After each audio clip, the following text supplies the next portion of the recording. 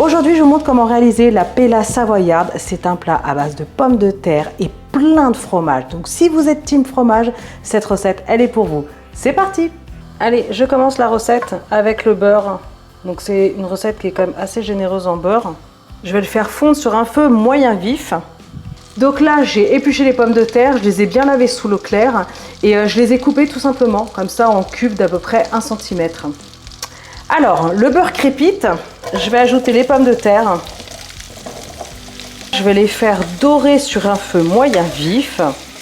Après, je baisserai un petit peu le feu. Il faut compter à peu près 15-20 minutes de cuisson suivant l'épaisseur de vos pommes de terre. Donc un départ accru. C'est comme ça qu'on fait les meilleures pommes de terre sautées d'ailleurs. Et pour ceux qui se posent la question, pella, c'est le nom d'une poêle qui a un long manche en bois pour préparer justement cette recette. Mais je vous rassure, pas besoin de pella pour la réaliser chez vous. Je vais ajouter au départ un petit peu de sel. Alors pas trop parce que après on va ajouter le lard et le fromage, donc il y a déjà du sel, donc attention.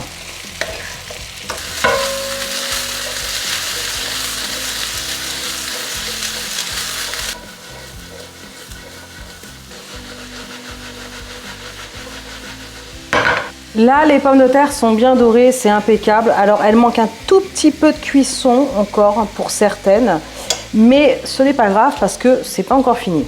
Je vais ajouter les lardons.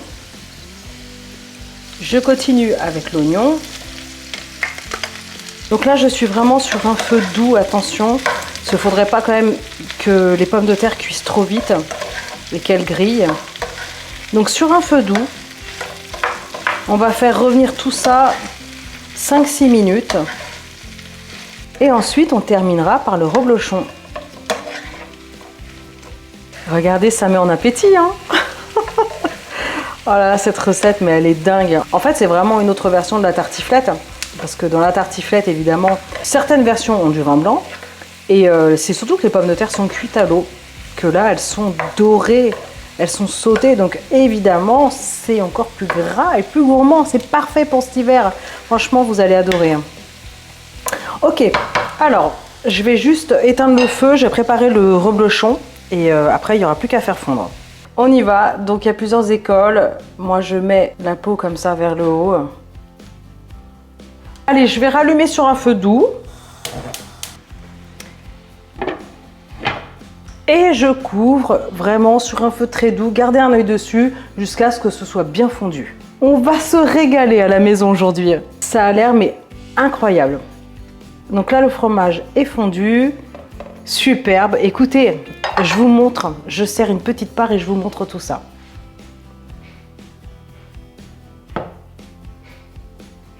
Au moment de servir, je vous conseille d'ajouter un petit peu comme ça de persil plat sur le dessus.